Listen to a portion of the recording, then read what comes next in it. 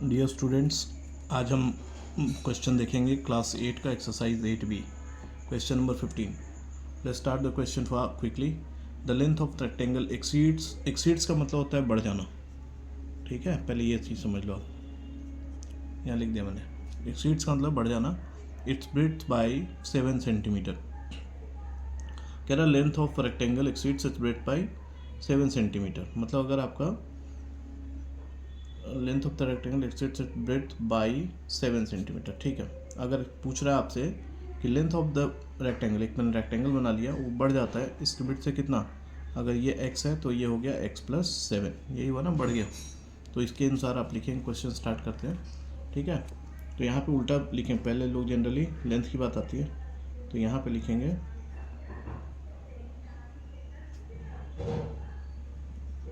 पूरा लिखने की कोशिश करें।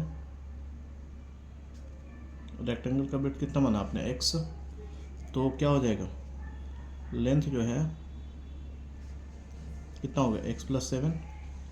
तो अब यहाँ पे देखिए, तो पूछा क्या गया है, if the rectangle is length of decrease by 4 centimetre and breadth increase by.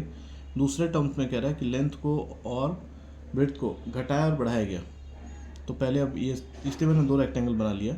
If the length is decrease by 4 centimetre, अगर लेंथ को कह रहा है कि 4 सेंटीमीटर से डिक्रीज कर दिया जाए, तो मतलब क्या है, जो हमारा लेंथ है यहाँ पे x+7 -4 कर दो, ये पूछ लिया आपने। फिर यहाँ पे कह रहा है कि breadth is increase by 3 centimetre. Breadth आपने कितना लिया था, x, तो इसको इंक्रीज करना, तो यहाँ पे x+3 हो गया। तो कह रहा है एरिया जो है दोनों का, ये और ये एरिया दोनों का क्या कह रहा है कि the same as the area of the original rectangle, कि जो एरिया बनता है दोनों का इक्वल आता है। एरिया का फॉर्मूला क्या होता है, लेंथ इंटू ब्रेड्थ। इसमें भी लेंथ इंटू ब्रेड्थ करेंगे, तो ये जो एरिया है दोनों का इक्वल है। आप लिखिए क्वेश्चन में,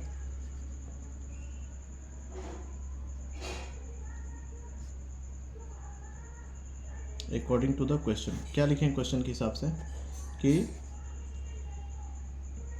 इन न्यू रेक्टेंगल। ठीक है, न्यू रेक्टेंगल में क्या हो रहा है कि लेंथ जो है अब आपका बढ़ जा रहा है। कितना बढ़ के हो रहा है, x+7 था, बढ़ नहीं रहा, सॉरी घट रहा है, -4 सेंटीमीटर। ब्रेड्थ की बात करें तो ब्रेड्थ कितना हो जाएगा आपका, यहाँ से उठा लो x+3। तो कह रहा है कि एरिया जो है सेम है, अकॉर्डिंग टू द क्वेश्चन क्या होगा, एरिया सेम है। तो एरिया ऑफ रेक्टेंगल,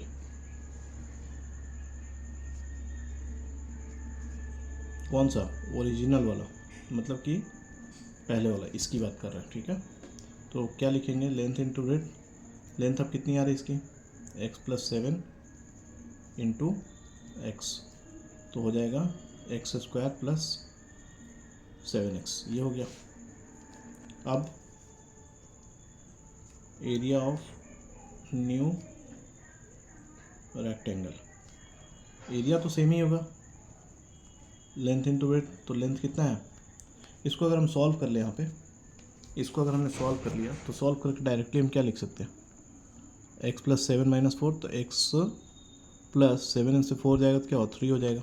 यहाँ भी लिख लो सेम, x+3, यहाँ पे आ गया। अब इसको लिखो, लेंथ कितना है, x+3, और b कितना दिया हुआ है आपको, x+3। अगर कायदे से देखा जाए तो ये क्या हो गया, x+3 का होल स्क्वायर हो गया। अब x+3 का होल स्क्वायर हो गया तो क्या होता है, ये फॉर्मूला के बेस पे आ गया, a+b का होल स्क्वायर, मतलब a² + b² + 2ab। तो इसी के आधार पे सेट कर दो। a की वैल्यू कितनी है, x, तो आप लिखोगे x² + b², तो b का वैल्यू कितना है, 3 हो गया, और +2ab, तो 2 × a कितना, x, b कितना, 3। अब इसको सॉल्व करके लिखो, x² + 9 + 2 × 3 6x। अब ध्यान दीजिए कि क्वेश्चन में क्या दिया है कि एरिया जो है दोनों का सेम है। तो जब सेम है एरिया, तो मान चलो अगर हमने लिख लिया कि ये 1 आया और ये 2, तो क्वेश्चन में क्या लिखा है area of both rectangle is equal. तो आप लिख सकते हैं फ्रॉम इक्वेशन हमने अपनी सुविधा के लिए डाल लिया ताकि इक्वल करने में इजी हो जाए। फ्रॉम इक्वेशन 1 एंड 2, तो 1 की वैल्यू क्या है एक्स स्क्वायर प्लस 7x और 2 की वैल्यू क्या है x square plus 9 plus 6x, यही है ना। तो अब एक्स स्क्वायर और एक्स स्क्वायर को सारे को एक तरफ कर लो, 9 को ऐसे ही रहने दो।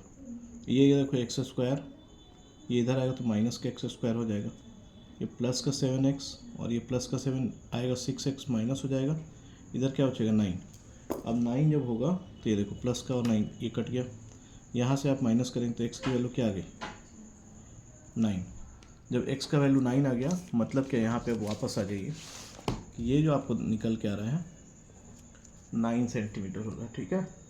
तो अब 9 और प्लस 7 कर देंगे तो आपका आ जाएगा क्या, यहाँ पे लिखो x इज इक्वल टू, हमने क्या लिया था x हमने लिया था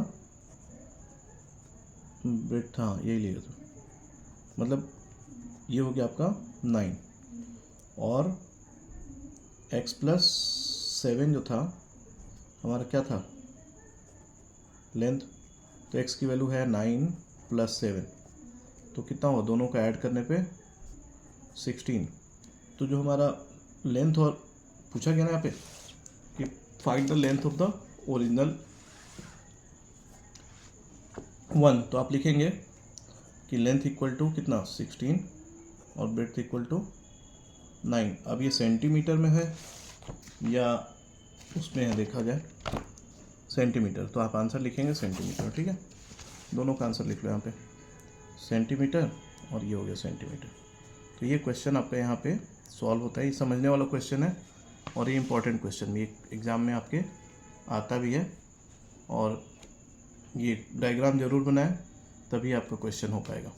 नेक्स्ट वीडियो के लिए देखते हैं नेक्स्ट वीडियो में। थैंक्स।